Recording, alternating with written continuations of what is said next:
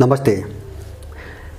मैले आज चाहिँ देश जसरी एकपछि अर्को इस्युहरूमा गिजोलिँदै गएको छ यो हामी सबैले देखिरहेका छौँ र मैले भन्दै आएको छु, अहिले मात्र हेर मैले वर्षौंदेखि भन्दै आएको छु, नेपाल एउटा ठाउँमा गएर नराम्रो अवस्था सिर्जना हुन्छ र ठुलो रक्तपात र सम्भवतः अन्तर्राष्ट्रिय शक्तिहरूको एउटा मुठभेडको स्थल नेपाल बन्छ र जुन कुरा अब हामीले लगभग चाहिँ कतिखेर हुन्छ भन्ने खालको अवस्था हामीले देख्दैछौँ अगाडि। यति बेला देश भुटानी व्यापारको एउटा मुद्दाले नराम्रोसँग गिजुलिएको छ, पुरै व्यवस्था प्रणाली हल्लिएको छ र सत्तामा बस्ने सबै अपराधीहरू जति छन् यिनी सबै त्यसमा तानिएका छन्। अब यसको यो खेल कसले खेल्यो, केको निम्ति खेल्यो, अब यो कसले गरायो अथवा यसबाट कसले के प्राप्त गर्न खोजेको छ, म त्यहाँ नजाउँ, यो विषयमा मैले केही कुराहरू भनिसकेको छु। त्यही भुटानी नामसँग जोडिएको अर्को एउटा प्रकरणका बारेमा मैले आज उठाउन खोजेको हुँ।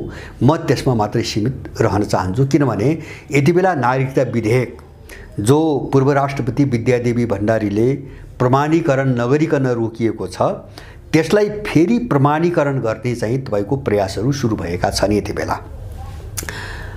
अब त्यो विधेयकसँग पनि दुईटा पाटा जोडिएका छन्। एउटा चाहिँ इन्डियन पाटो छ, त्यो विदेशीसँग, के भन्छ भने त्यो विदेशीलाई नागरिकता दिने मनसायले त्यो विधेयकमा धेरै कुराहरू राखिएका छन्, माने नागरिकता दिनै रहेका छन् जन्मको आधारको बहानामा, तर त्यसलाई अझ सरलीकरण गर्ने र अझ व्यापक बनाउने यो कोणबाट विधेयक ल्याइएको छ र त्यसका दुईटा कोण छन्। एउटा चाहिँ इन्डियन कोण छ, म आज इन्डियन कोण पनि उठाउन चाहन्न, त्यसको कुनै समयमा अलिकति विस्तृत रूपमा गरौँला।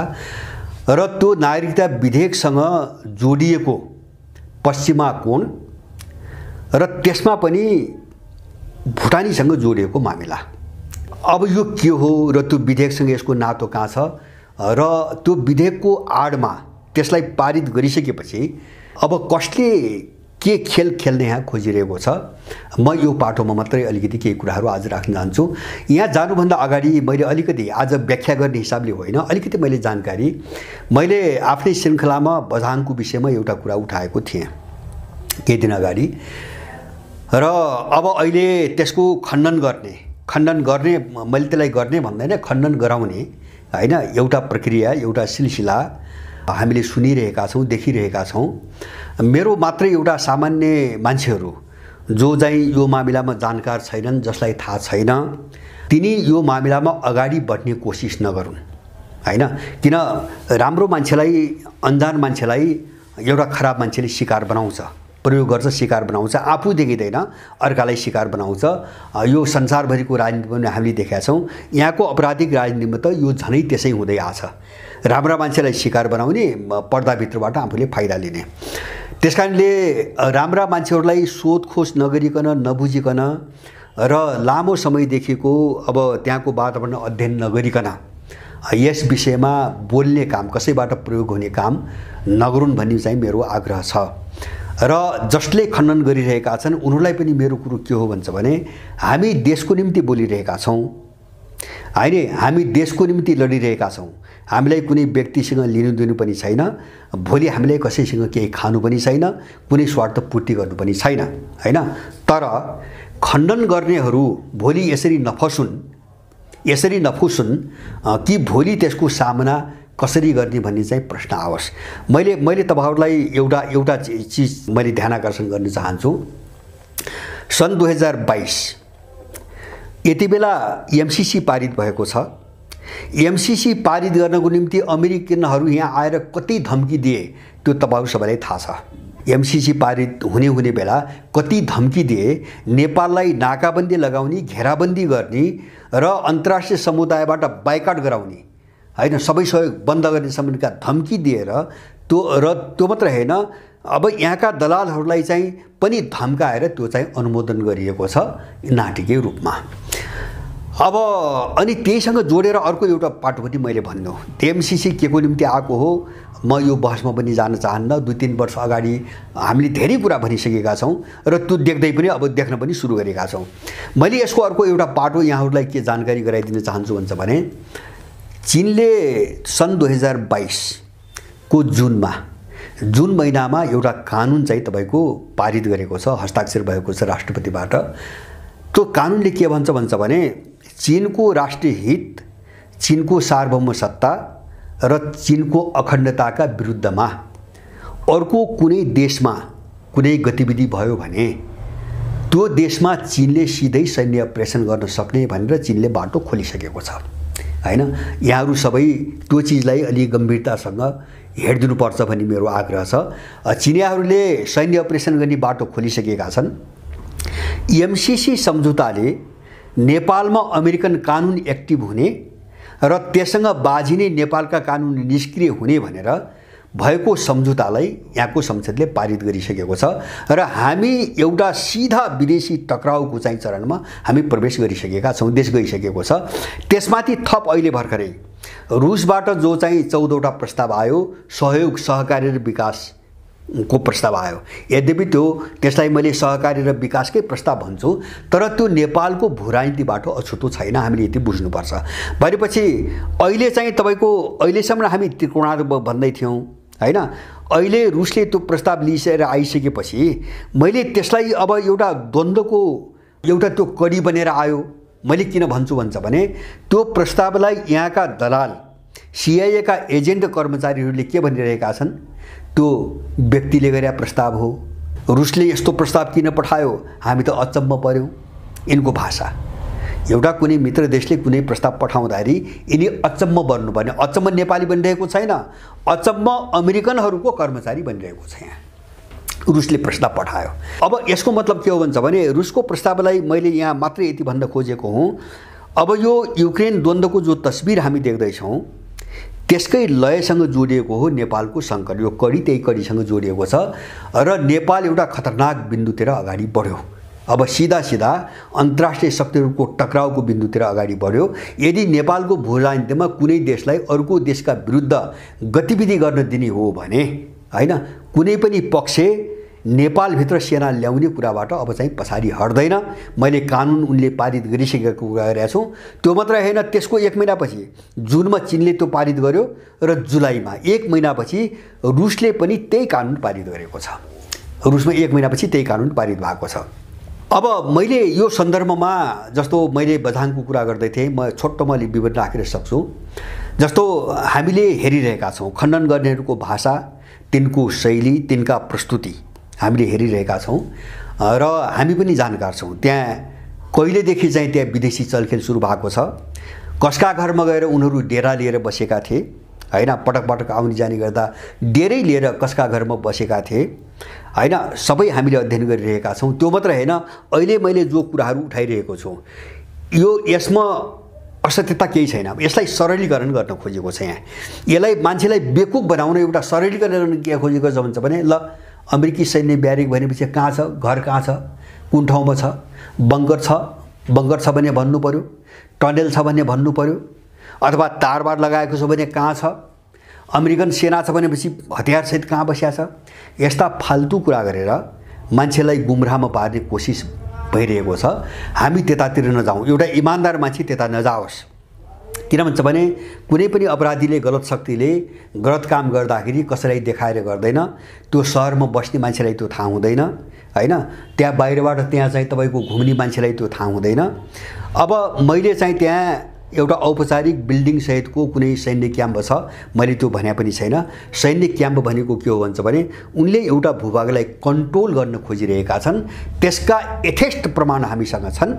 र त्यो मात्र हैन, यस्तै खण्डन मञ्जन फाल्तु कुरा गर्दै हिँड्ने हो भने हामीले त्यो क्षेत्रको चाहिँ सामरिक महत्त्व, त्यो क्षेत्रको लोकेसन, त्यसको वरिपरिको परिवेश र त्यहाँ केही वर्षदेखि हुँदै आएका गतिविधिहरू हामी सम्पूर्ण विस्तृत विवरण पनि हामी राख्न सक्छौँ।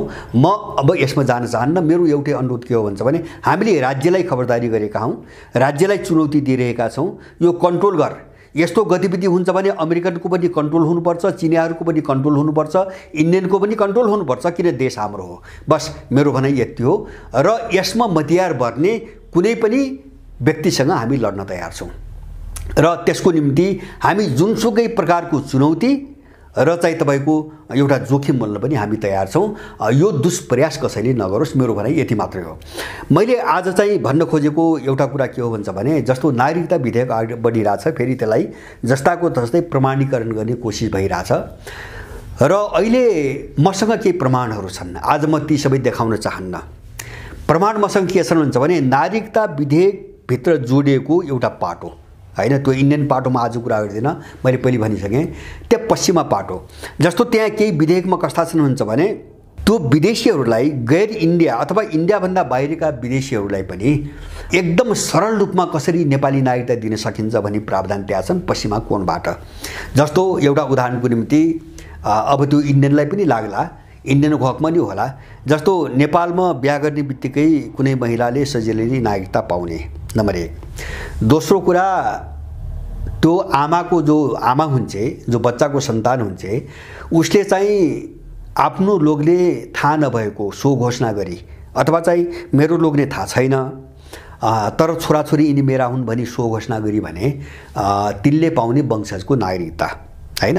यहाँ कस्तो अचम्म छ भन्छ भने यिनका अपराधिक भाषा सुन्दाखेरि बच्चा पाउने आमालाई बाबु को हो भन्ने थाहा हुँदैन, यस्तासम्म कानुनी प्रावधान बनाउँदैछन् यिनीहरू हैन। आइमाईलाई उसको लोग्ने थाहा हुँदैन अथवा बच्चाको बाबु को हो भन्ने कुरा आइमाईलाई थाहा हुँदैन हैन भनेर त्यो एकदम त्यसलाई सामान्यकरण गर्न खोजिरहेछन् यिनीहरू हैन।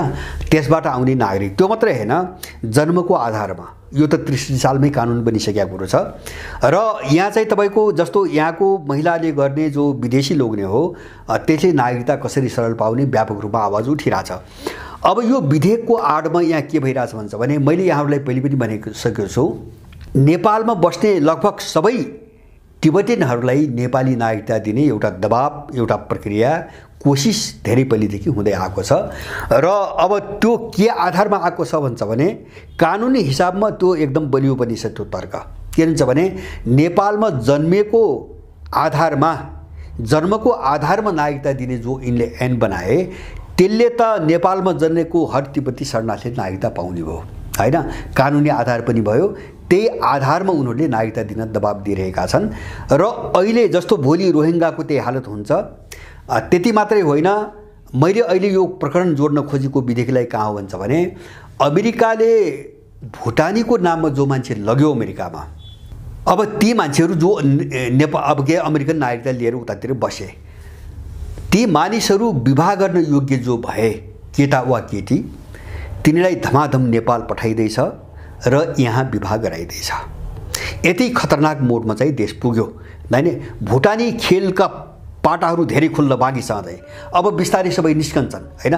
जस्तो त अहिले त नक्कली भुटानी बेचेको कुरा आयो, त्यो एउटा पार्ट भयो। भुटानीको अर्को पार्टमा अमेरिका कहाँ खेल्दैछ भन्छ भने आफूले नागरिकता दिएका केटा वा केटी जो उमेर पुगेका छन् त्यसलाई नेपाल पठाएर धमाधम यहाँ विवाह गराउँछ। जो त्यो नागरिकता विधेयक प्रमाणीकरण भयो भने नेपाली नागरिकताको हकदार हुनेछन्। उनीहरू त्यहाँसम्म खेलिरहेछन् र सयौँले यस्तो गरिसकेका छन् हैन। मैले काल्पनिक कुरा गरे हैन, मैले भने आज म त्यो प्रमाण चाहिँ म राख्दिनँ, तर आवश्यक पर्यो भने हामी तिनी कागजात र प्रमाण हामी देखाउँछौँ हैन, स्याम्पलको रूपमा हामी त्यो देखाउँछौँ। देश यस्तो नाजुक चाहिँ तपाईँको मोडमा पुगिसकेको छ। जस्तो मैले पहिलेदेखि भन्दै आएको छु, यहाँ त कस्तो खेल आयो भन्छ भने जन्मको आधारको नागरिकताको नाममा पनि विदेशीलाई धमाधम दिने हैन। जस्तो अहिलेको विधेयकमा त केसम्म हालेको छ त्यहाँ भन्छ भने नेपालको सिमानाभित्र भेटिएका अनाथ बालबालिका उनको गार्जियनको अभिभावकको चाहिँ पहिचान भएन, थाहा भएन भने ती चाहिँ उमेर पुगेपछि वंशजको हिसाबले नेपालीको नागरिकता प्राप्त गर्ने हकदार हुनेछन् भनेका छन्, सिमाना खुला राखेर। इन्डियासँग सिमाना खुला छ अनि चाहिँ तपाईको नेपालको सिमानाभित्र भेटिएका अनाथहरू भोलि वंशजको आधारमा नागरिकताका हकदार हुनेछन् भनी यहाँ प्रावधान राखेर यिनले ऐन बनाउँदैछन्, सिमाना खुला राखेर हैन। एउटा हामी गम्भीर हुनुपर्ने। अब भोलि कति सङ्ख्यामा त्यस्ता अनाथ मानिसहरू आउँछन्, जस्तो इन्डियामा चाहिँ लाखौँ छन् त्यस्ता मान्छेहरू, फ्याँकिने बच्चाहरू लाखौँ हुन्छन्। उनले खुला सेवाबाट लिएर नेपाल राखिदिन्छन्, उनी चाहिँ वंशजको नागरिक हुन्छन्। त्यति मात्रै हैन, त्यो जन्मको आधार खुला सिमाना छ, 2063 पछि त्यो चाहिँ के अरे चाहिँ जन्मको आधारको नागरिकता ऐनपछि इन्डियाले त्यो बेलादेखि निरन्तर अहिलेसम्म के गरिरहेछ अहिलेसम्म भन्छ भने त्यो उतातिरको सीमा पारीको त्यो गर्भवती महिलालाई बच्चा जन्मने बेला नेपाल पठाउँछ। यहाँका क्लिनिकमा भर्ती गर्छ, प्रसुति गर्न यहाँ आउँछन्, अस्पतालमा भर्ती गर्छ। भर्ती अब त्यहाँ जन्म्यो भने उसको जन्म दर्ता गर्नुपर्छ यहाँ, अनि उनीहरू चाहिँ इन्डियामा जान्छन् घर। 16 वर्ष पुगेपछि तिनी मान्छे नेपाली नागरिकता दाबी गर्न आउने हुन्, किन जन्मको प्रमाणपत्र हुन्छ उनीहरूसँग। यस्तो अपराधिक खेल नेपालमा चाहिँ तपाईँको 63 सालपछि सुरु भएको छ भनेपछि जसरी भए पनि विदेशीकरण बढीभन्दा बढी कसरी गर्ने। र मैले पहिले पनि भनेको छु, यहाँहरूलाई भनेको छु, त्यसमा कुनै पनि अतिशयोक्ति छैन। नेपाललाई पुरै विदेशी भूमि बनाउने र यहाँ चाहिँ देशलाई एकदम टाट पल्टाएर देशमा बस्नै नसक्ने वातावरण बनाएर यहाँका भएका नेपाली सबै विदेश निकालिदिने, ताकि भोलि चीनसँग लड्न अथवा स्वतन्त्र तिब्बतको मिसनसँग लड्नको निम्ति यहाँ आफ्नो फौज बनाउन सकियोस्। त्यो काम त नेपालले गर्दिन्न, त्यसको निम्ति उनलाई विदेशी चाहिएको छ। र यो रणनीतिबाट इन्डियनहरूको जो एउटा आपराधिक साथी पनि पहिलेदेखि 2009 सालदेखि नै हो इन्डियाको के हुन्छ भने आफ्नो जनसङ्ख्या बढाएर नेपाल चाहिँ तपाईँको कब्जा गर्ने, वैधानिक रूपमै कब्जा गर्ने, त्यसको फाइदा उठाएर पश्चिमाहरू पसे। 63 सालपछि यो एजेन्डामा पश्चिमाहरू पसे र उनले अर्को कोणबाट नागरिकता प्रकरणलाई अगाडि बढाए र एउटा नागरिकताको दुश्चक्रले नेपाललाई नराम्रोसँग गाँच्दैछ, अहिले नराम्रोसँग घेर्दैछ। भोलि मैले ढाँटेको होइन, जब मैले भने नि सबै तिब्बतीले शरणार्थीले नागरिकता पाउँछन्, सबै इन्डियनले नागरिकता पाउँछन्। त्यो मात्रै होइन, तपाईँको अब भुटानी पनि आएर जोडिए हैन। भोलि अब चाहिँ 2-4 वर्षपछि रोहिङ्गा पनि जोडिन्छ, अरू पनि जोडिन्छ इत्यादि। र यहाँ मात्र होइन, यहाँ चाहिँ 20-25 हजार बाहिरबाट विदेशबाट चाहिँ मान्छेहरू खेरेर शरणार्थीको प्रमाणपत्र दिने अर्को गिरेकारी सुरु भइसकेको छ यहाँ हैन। मैले पहिले नै यो भनिसकेको छु यहाँहरूलाई, देश यो हालतमा जाँदैछ।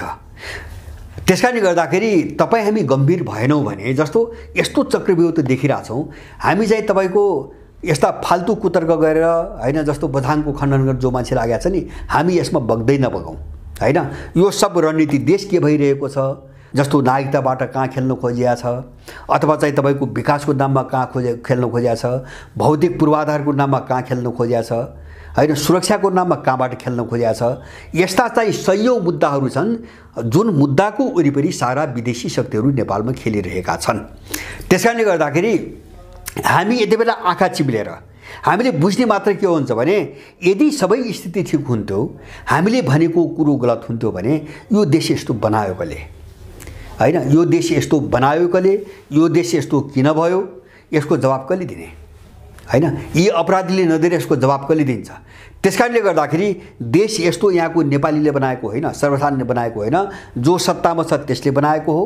र अहिले आम मान्छेले भनिरहेछ, आम मान्छेले के भनिरहेछ भन्छ भने त्यो मात्र होइन, भुटानी केसलाई चाहिँ त्यही आर्जु देउपा जसलाई पुरिएको छ, उनी आर्जु देउपाले यो त अन्तर्राष्ट्रिय ठुलै षड्यन्त्र हो के भने हैन, थाहा छ उनलाई, उनले देशको नाम भन्न नसके मात्रै हो। अब तपाईँको मन्त्रीहरू पार्टीका जिम्मेवार मान्छेहरू के भन्छ, देश त चाहिँ विदेशीले चलाएर छ, यहाँको मान्छे त चलाएको रहन्छ। माओवादीका मान्छेले भन्दै हिँडेछ सार्वजनिक रूपमा, एमालेको मान्छे काङ्ग्रेसको मान्छेले भन्दै हिँडेछ। अनि को मान्छेले देशमा चाहिँ यहाँ चाहिँ विदेशको चलखेल छैन, देशको कुन भूभाग चाहिँ सभाज भन्ने कसले दाबी गर्छ। त्यसकारणले यिनी लडाइँका मुद्दा हुन्। हामी यहाँ जाउँ, हामी भूराजनीति हेरौँ, हामी चाहिँ हाम्रो देशलाई अस्तव्यस्त पार्न र एउटा अस्तित्व चाहिँ माथि चुनौती दिन जुन शक्तिहरू आए तिनीसँग लड्नुपर्छ। तिनी षड्यन्त्रकारी हुन्, संसारभरि पनि तिनले के गरेका छन् त्यो पनि हामी देखिरहेका छौँ, नेपालमा के गर्न खोजेका हुन् त्यो पनि हामी बुझेका छौँ। त्यस्ता बाहिर चाहिँ काइते कुरा गरेर हैन, प्रमाणको नाममा तम्सु खोज्ने हैन, ड्रेस खोज्ने, बिल्डिङ खोज्ने हैन, त्यस्ता कुतर्क गरेर यो लडाइँ लड्न सकिँदैन, यसबाट पार पाउनु पनि सकिँदैन। मैले भने भुटानी समस्या अहिले त बिक्रीको कुरो मात्रै हो, त्यसको अर्को पाटो ओझेलमा छ। यो बहस हामीले चलाउनुपर्छ। यहाँ धमाधम विवाह पनि भइरहेछ। मैले भने त्यसका कागजातहरू हामीले देखाउँला, कुनै बेला हामी सबै सार्वजनिक गराउँला। यिनी सबै मुद्दामा विदेशीहरू खेलेर यसरी गाँजे नेपाललाई आज कि कहाँ गएर चाहिँ तपाईँको चालमाल गर्नै नसक्ने गरी थला पर्ने हो भन्ने कुरा पनि अनिश्चित भइसकेको अवस्था छ र हामी साह्रै जोखिमपूर्ण ठाउँमा छौँ। यस्तो चिजमा हामी गम्भीर बनौँ, हामी नहेरिकन कतै दायाँ बायाँ नगरिकन हामी एउटै चिजमा जाउँ। यो जो सत्तामा 63 पछि आए यिनी पेशेवर अपराधी हुन्, एकजनामाथि विश्वास हामीले गर्न हुँदैन र यिनलाई बोकेर ल्याउने जो साम्राज्यवादी हो जसले उद्योग धन्दा बिक्री गराउनेदेखि लिएर दासढुङ्गा, दरबार हत्याकाण्ड, माओवादी युद्ध हुँदै हैन यिनलाई बोकेर यहाँसम्म लगायो, त्यो साम्राज्यवाद नेपालको शत्रु हो, नेपालको अस्तित्वको सार्वभौमताको शत्रु हो, नेपाली जनताको शत्रु हो। त्यसकारणले आखिर कसैले गराएर न त्यस्तो यस्तो भएको हो। त्यसकारणले यो चिज बुझिकन मात्रै हामी जाउँ। किन भन्छ भने मलाई लाग्छ यो लडाईँ जस्तो खण्डन मण्डन हैन आरोप प्रत्यारोप यो अझै चर्किनेवाला छ, यो अझै व्यापक भएर जानेवाला छ। व्यापक बनाउनुपर्छ, मलाई लाग्छ यो अझै व्यापक बनाउनुपर्छ। यसमा हिचकिचाहट कति पनि मान्न हुँदैन। यो नागरिकता चाहिँ जो अहिले विधेयक आइरहेछन्, मैले यसैलाई अलिकति चाहिँ केन्द्रित गर्न खोजेको हुँ। यसको चौतर्फी निन्दा गरौँ। यसले नेपाललाई डरलाग्दो ठाउँमा पुर्याउँछ। मैले अघि नै भने नेपालमा भएका जम्मै विदेशीलाई नागरिकता दिलाउनेदेखि लिएर भोलि विवाहको नाममा नागरिकता लिन आउने सबै विदेशीहरूलाई पनि सहज ढङ्गले नेपाली नागरिकता दिने जति प्रपञ्चहरू भएका छन् हैन। अब यिनी प्रपञ्चहरू गएर अब कहाँ जोडिन्छन् त पछि भन्छ भने मैले देख्छु भोलि अब केही वर्षपछि यिनी नेपाली नागरिकता लिने विदेशीहरू र यहाँको जो नेपाली यो दुईटा तपाईँलाई चिन्नै नसक्ने गरी एउटैमा मिसाइदिने अर्को खेल अगाडि बढेको छ। त्यो हो राष्ट्रिय परिचय पत्र। राष्ट्रिय परिचय पत्रको नाममा हैन सबैलाई जन्मसिद्ध नागरिकतामा परिणत गरिदिने जस्तो उनले त 72 सालको संविधानमा लेखिसके। 63 सालमा जुन विदेशीले नागरिकता लिए तिनका सन्तानले अब वंशजको नागरिकता पाउने भने उनले लेखिसके। त्यो मात्र हैन, अब नागरिकता लिने विदेशीलाई पनि अनि एउटै राष्ट्रिय परिचयमा हाल्ने, त्यसपछि को नेपाली को विदेशी छुट्याउने नसक्ने गरी देश समाप्त पारिदिने यो सम्मको खेल अगाडि बढिरहेछ। यसपट्टि एकदम सजग बनौँ हामी र चाहिँ तपाईँको अब यसका विरुद्ध एउटा आवाज उठाउने र सबै नेपालीहरूको बीचमा यो कुरो पुर्याउने बाटोमा हामी लागौँ। र नागरिकता विधेयक नेपालको चाहिँ अस्तित्वमाथि चुनौती मात्रै हो भने कि एउटा ठुलो डरलाग्दो तरबार हो। यो तरबारले चाहिँ नेपाललाई साह्रै ठुलो सङ्कटमा फसाउँदैछ र नेपालको यदि सार्वभौमसत्ता र यहाँको अखण्डतामाथि यदि सबैभन्दा ठुलो चुनौती केही छ भने त्यो नागरिकतै हो। यसमा हामीले प्रश्न हुनुपर्छ। अरू चिजहरू त हामी लिन सकौँला, जस्तो संसारका घटनाहरू देखिरहेछौँ, हाम्रो भूगोल कसैले खाएको छ, जमिन खाएको छ, हामी भोलि अनुकूल भयो भने त्यो फिर्ता हामी लिन सक्छौँ। हामीमाथि अपमानजनक अत्याचारी सम्झौताहरू लादिएका छन्, हामी त्यो खारिज गर्न सक्छौँ हैन। तर यहाँ मान्छे बसाइदिए अथवा चाहिँ यहाँ लाखौँको नेपाली भन्दा ठुलो सङ्ख्यामा विदेशी ल्याएर चाहिँ तपाईँको बसाइदिए भने त्यसलाई निकाल्न सहज हुँदैन। जो शिकार हैन तपाईँको फिलिस्तिनहरू भए हामीले देखेकै घटना हो हैन। यहुदीहरू जम्मा गरेर आज मध्यपूर्वलाई कस्तो बनाए अमेरिकनहरूले त्यो हामीले देखिरहेका छौँ। त्यो मात्र हेर, नजिकको हामी श्रीलङ्का हेरौँ, 30 वर्ष चाहिँ गृहयुद्ध भयो। इन्डियनहरूले खुरुखुरु त्यहाँको कमजोर देश कमजोर शासकहरूलाई दबाएर तामिलहरू लगेर राख्दा हैन आज उत्तर पूर्वी श्रीलङ्का उत्तरदेखि लिएर दक्षिणसम्मको पूर्वी पाटो कहिल्यै पनि सुरक्षित नहुने गरी श्रीलङ्का त्यो जोखिममा आज पर्यो। हामी त्यो एकचोटि इतिहास हेरौँ। फिजीमा त्यही समस्या छ। मान्छे आइसक्यो भने सम्भव हुँदैन, ठुलो युद्ध गर्नुपर्छ, युद्धबाट मात्रै पनि सम्भव हुन्छ भन्ने कुरा हुँदैन। त्यसकारणले नागरिकता विधेयकप्रति सबै नेपाली गम्भीर बन्न एक किसिम आवश्यक छ र यो दलाल कित्ताको व्यापक रूपमा यसको भण्डाफोर हुन एकदमै जरुरी छ। यो आवाज हामी सबैतिरबाट उठाउँ। धन्यवाद।